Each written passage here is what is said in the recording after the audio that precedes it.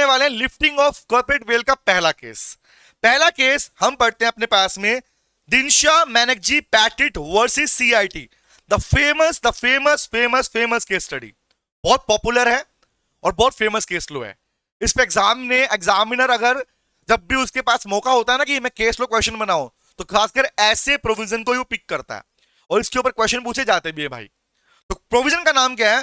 Provision का नाम तो है भैया रिडक्शन ऑफ टैक्स लायबिलिटी। क्या बोलूंगा? रिडक्शन या रिडक्शन ऑफ टैक्स लायबिलिटी।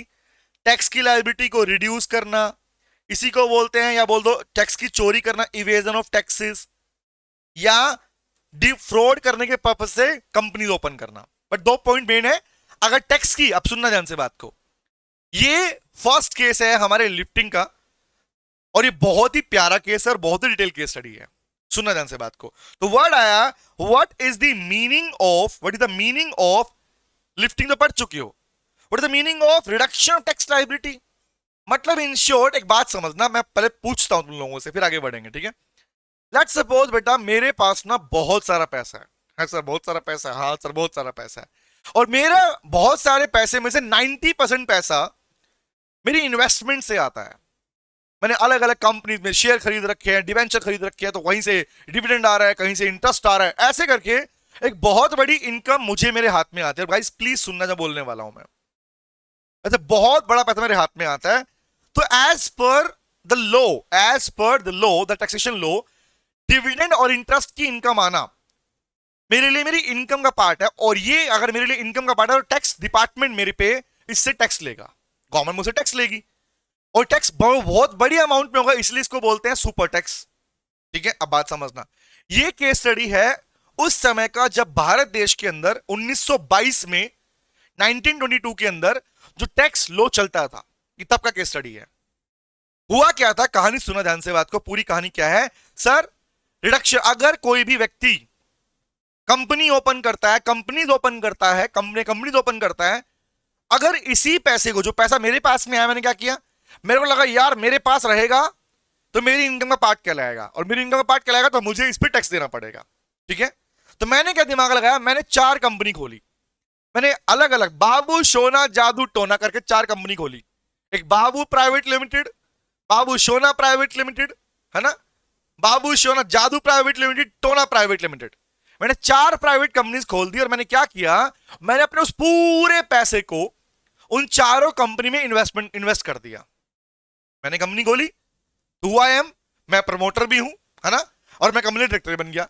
तो मैंने उन चारों कंपनी में पैसा डाल दिया अपना। प्लीज गाइस सुनना, मैं पढ़े थोड़ा स्लो पढ़ाने वाले पार्ट को ध्यान रखना, रिवीजन है बट इस पार्ट को थोड़ा स्लो चलने वाला हूं, ठीक है? तो मैंने चारों कंपनी में पैसा डाल दिया। अब क्या हुआ, और बाद में वही पैसा मैंने उन कंपनी से ले लिया एज ए लोन के रूप में। ऐसा लोन जो कभी मैं वापस पे करने वाला ही नहीं हूं, इसी को बोलते हैं प्रिटेंडेड लोन, कि दिखावे के लिए लोन ले लिया, लोन एक्चुअली लिया नहीं है। ये सारा खेल पेपर में चल रहा है। एक्चुअली कोई कंपनी रियल लाइफ में खुली नहीं, ओनली पेपर्स में खुली है। एक्चुअली कोई पैसा जो मैंने इन्वेस्टमेंट दिखाया वो पेपर में इन्वेस्टमेंट दिखाया है, पूरा पैसा सिर्फ पेपर में घूम रहा है। क्यों? पर्पस क्या है? पर्पस इज कि मैं कंपनी में पैसा डाल रहा हूं, बोला भैया मेरा तो पैसा डूब गया, कंपनी में कोई प्रॉफिट ही नहीं हुआ, कंपनी में प्रॉफिट नहीं हुआ तो मेरा पैसा नहीं है मेरे पास में, मैं तो लोन में जी रहा हूं। तो पर्पस क्या? पर्पस है मैं अपनी पर्सनल टैक्स लायबिलिटी को खत्म करना, कम करना चाहता हूं, दिखाना चाहता हूं कि मेरे पे कोई टैक्स लगेगा ही नहीं भाई। यही कहानी हुई हमारे इस केस स्टडी में। नाम है दिनशा मैनेकजी पैटिट वर्सेस सीआईटी। मैं क्वेश्चन पूछूंगा तुम लोगों से, अक्सर तुम पढ़ते हो, क्या तुम मुझे बताओगे री का मतलब क्या है यहां पे? What is the meaning of री हियर? री का मीनिंग क्या है guys? Latin term, Latin language में से लो निकल के आया, पता है आपको भाई, लैटिन से इंग्लिश लैंग्वेज, इंग्लिश लैंग्वेज से इंडिया में आया, एज यू नो दिस। तो री का मीनिंग होता है लैटिन वर्ड के अंदर इन दी मैटर ऑफ, क्या बोलते हैं इसको? In the matters of, in the matter of, किसके मैटर में?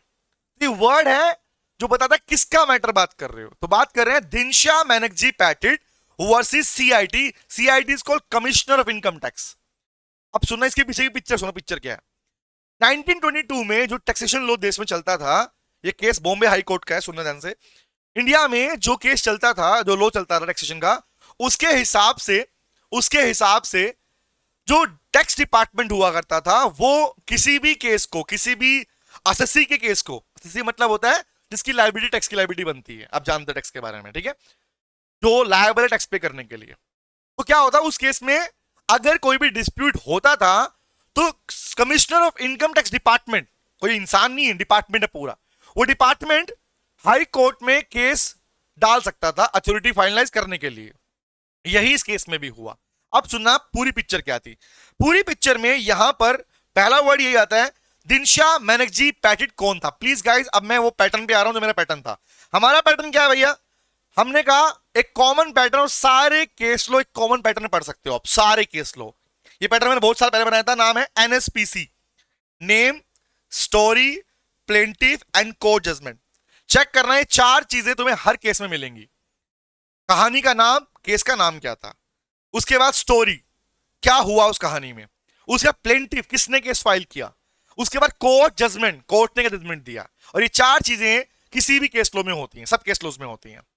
और दूसरी बात, सर क्या पूरी स्टोरी लिख के आएंगे, नो, द स्टोरी में भी डिफरेंट, स्टोरी डिफरेंट मतलब कम ज्यादा हो सकते हैं। क्यों, रीजन, क्योंकि एक्चुअल में जब केसेस हुए होते हैं बेटा, तो वो 2000, 2500, 4000 पेज के होते हैं, रियल केसेस तो इतने पेजेस के होते हैं।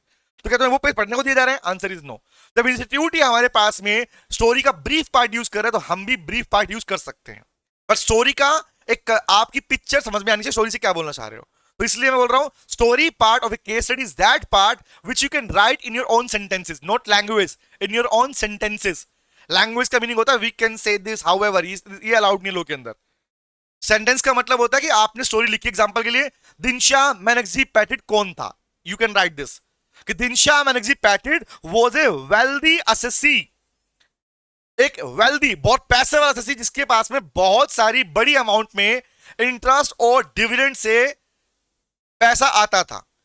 और मैं अगर तुम्हें एग्जांपल दूं तो करीबन 3,90,800 कुछ रुपए का टैक्स बना था इसका, 1922 की बात कर रहा हूं मैं, उसके बाद से, as you know the case 1927, 3,90,000 something 800 रुपए कुछ के करीबन टैक्स बना था उस टाइम पर, टैक्स की बात कर रहा हूं खाली में। तो कितनी बड़ी अमाउंट थी उस टाइम के लिए।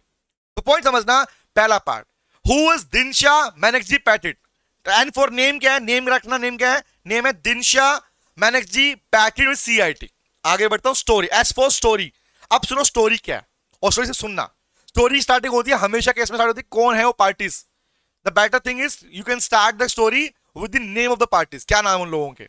और usually in the case laws जो फर्स्ट नाम होता है वही व्यक्ति वो होता है जिसने केस फाइल किया होता है। तो आपको हमेशा अपने केस स्टडी में ये पता होता है प्लेंटिफ कौन है, किसने केस फाइल किया, who is the plaintiff in this case, ठीक है। अब बात समझना, तो क्या हुआ, दिनशा मैनेकजी पैटिट इसके पास में बहुत बड़ी अमाउंट में इंटरेस्ट और डिविडेंड से इनकम आती थी। उसने 4 कंपनी खोली। कौन सी कंपनी खोली, नाम था कंपनी का बेटा Petit limited number 1, Bombay investment company limited, miscellaneous investment limited, safe security limited. 4 वो एक्चुअल कंपनीज हैं जो दिनशा मैनेकजी पैटिट ने खोली थी, ओपन की। अच्छा, और क्या हुआ उसके बाद में, क्या हुआ, पढ़ने पढ़ा रहा हूं, क्या हुआ, असेसी फॉर्म पढ़ना। दिनशा ने 4 कंपनी खोली, प्राइवेट कंपनी खोली, और अपना पूरा पैसा, कौन सा, जो उसके पास में डिविडेंड और इंटरेस्ट से आया था, वो उसने इन्वेस्ट कर दिया इन चारों कंपनी के अंदर।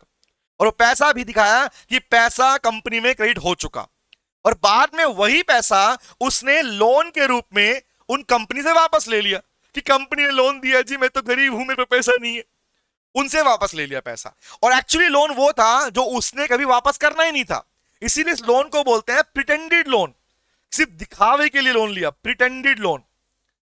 लेकिन अगर तुम देखोगे तो जब तक कोर्ट ने कॉर्पोरेट वेल को लिफ्ट नहीं किया होगा, क्या कोर्ट को चला हुआ पता कि लोन प्रिटेंडेड था, आंसर इज नो। तो हम जो केस स्टडी में लिखते हैं, हम डायरेक्टली स्टोरी में लिखते हैं कि भैया क्या हुआ था, पैसा क्या, कहां से आया था, कहां पे इन्वेस्ट किया था, कौन सी कंपनी में इन्वेस्ट किया था, क्या उन कंपनी से लोन लिया था, हाँ लोन लिया था, क्या लोन वापस किया था, नहीं किया था, इसलिए उसको बोलते हैं प्रिटेंडेड लोन बोलते हैं। और आगे बढ़ना, होल आइडिया, पूरा आइडिया क्या था उसका, the whole idea was to split income split income, अपनी इनकम को बांटना, और इवेड मतलब चोरी करना सुपर टैक्स की, कि टैक्स भरना ही ना पड़े उसको। This was the main agenda of Dinshaw Maneckji Petit. आगे पढ़ लो, दिखाता हूं क्या हुआ। तो पढ़ना, इन्वेस्टमेंट इनकम की इनकम आती थी, उसने पैसा कंपनी में डाल दिया, और फाइनली वो पैसा लोन के रूप में वहां से ले लिया। ये कहानी में एक पिक्चर में सीधी पार्ट स्टोरी सुना रहा हूं, सीधी स्टोरी क्या है। 4 कंपनी खोली, इंटरेस्ट डिविडेंड का पैसा कहां डाल दिया, उसमें डाल दिया ताकि टैक्स नहीं भरना पड़े, और बाद में उन्हीं कंपनी से लोन के पैसा ले लिया। बट कोर्ट को कब चला पता कि ये लोन प्रिटेंडेड था? तो मैंने क्या बोला, सीआईटी 1922 के टैक्स लॉ के हिसाब से डिपार्टमेंट ने, CID department, commissioner of income tax department ने इस केस को कहां ले गया, हाई कोर्ट में ले गया। कब ले गया, अब सुनना कब ले गया। यहां पर जैसे ही डिपार्टमेंट ने दिनशा बनर्जी पैटेट की जो इनकम थी, पर्सनल इनकम थी, उसमें 3,90,800 कुछ रुपए का टैक्स दिखाया, तो इस बात से दिनशा बनर्जी बहुत गुस्सा हो गया। बोला क्यों गुस्सा हो गया सर? बोला गुस्सा हो गया क्योंकि टैक्स डिपार्टमेंट ने इस डिविडेंड और इंटरेस्ट के पैसे को उसकी पर्सनल इनकम का पार्ट दिखा दिया था। उसे गुस्सा आया, बोला ऐसे कैसे दिखा दिया भैया, ये कंपनी में इन्वेस्टमेंट है, कंपनी का पैसा है, मैंने तो लोन के रूप में लिया है, कंपनी में एक नुकसान हो रहा है, घाटा हो रहा है, मैं क्या करूं, ये पैसा कंपनी के प्रॉफिट का, कंपनी का हिस्सा होना चाहिए। तो ये केस किसने डाला? Who was the plaintiff in this case? The answer is sir, Dinsha Banerjee Patit was the plaintiff in this case. तो N for name, S for story, P for plaintiff. किसने केस फाइल किया? अब आता है court judgement. तुम मुझे बताओ, जब एक केस कोर्ट में पहुंचा, बॉम्बे हाई कोर्ट का केस है ये 1927 का, जब ये केस कोर्ट में पहुंचा तो कोर्ट ने क्या बोला होगा, कोर्ट ने क्या किया होगा? जब जब ऐसी कहानी कोर्ट में जाएगी, आगे भी इन फ्यूचर भी सुन लो ध्यान से, ये केस लॉज ही हमारे जज साहब के लिए रेफरेंस बनते हैं, वो इन्हीं को बेसिस मानकर जजमेंट देते भी हैं। तो पॉइंट क्या हुआ, कोर्ट ने पहला ऑर्डर पास किया, कोर्ट बोला अच्छा, डिपार्टमेंट मेरे पास आया और बोल रहा जी ये इंसान तो चोरी कर रहा है, हमें लगता है ये जो कंपनी खोली गई है, कंपनी में जो पैसा इन्वेस्टमेंट के रूप में वो एक्चुअली हुआ ही नहीं है। याद है हर्षद मेहता वाली कहानी, उसने ग्रोम और कंपनी खोली थी, खाली बोर्ड दरवाजा लगा रखा था। यस, तो पॉइंट ये आया, कोर्ट क्या करता है, जैसे ही केस में कोर्ट पहुंचा, कोर्ट ने ऑर्डर पास किया lifting of corporate veil. Lifting of corporate veil किसका? दिनशा का? नहीं, इन चारों कंपनीज का। इन चारों कंपनी की कॉर्पोरेट वेल को लिफ्ट करो और चेक करो who are the real person behind such misconduct. अगर कंपनी में घोटाला हो रहा है, स्कैम हो रहा है, फ्रॉड हो रहा है, तो कौन कर रहा है?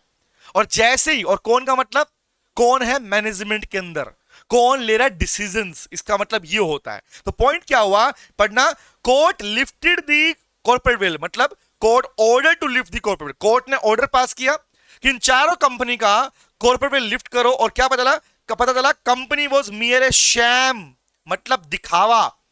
ये चारों कंपनी सिर्फ ऑन पेपर्स पर थी, रियल में कंपनी एग्जिस्ट करती नहीं थी। और पता चला कि क्रिएटेड, इन्हें बनाया था दिनशा बनर्जी पैटिट ने, ताकि टैक्स की चोरी कर सके, और टैक्स थोड़ा बहुत नहीं था, सुपर टैक्स था। आगे बढ़ते हैं, और क्या हुआ, और फाइनली बोला income was assessed in the hands of assessee, और कोर्ट ने जजमेंट दिया कि ये इनकम किसकी है, ये कंपनी की इनकम नहीं है, कंपनी का पैसा नहीं है, ये एक्चुअली पैसा किसका है, दिनशा बनर्जी पैटिट का ही है।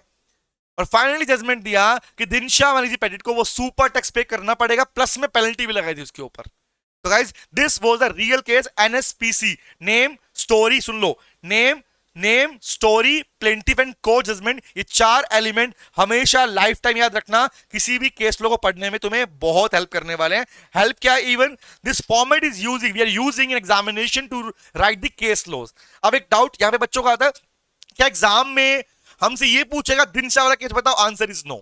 एग्जामिनेशन में केस लॉज नहीं पूछता आपसे कभी भी। एग्जामिनेशन में इन केस लॉज का रेफरेंस बना के केस स्टडी बनाई जाती है, केस स्टडी क्वेश्चन पूछा जाता है, मतलब वो वहां पे आपकी दिनशा की जगह नाम बदल देगा, कंपनी के नाम बदल देगा, रिमेंबर?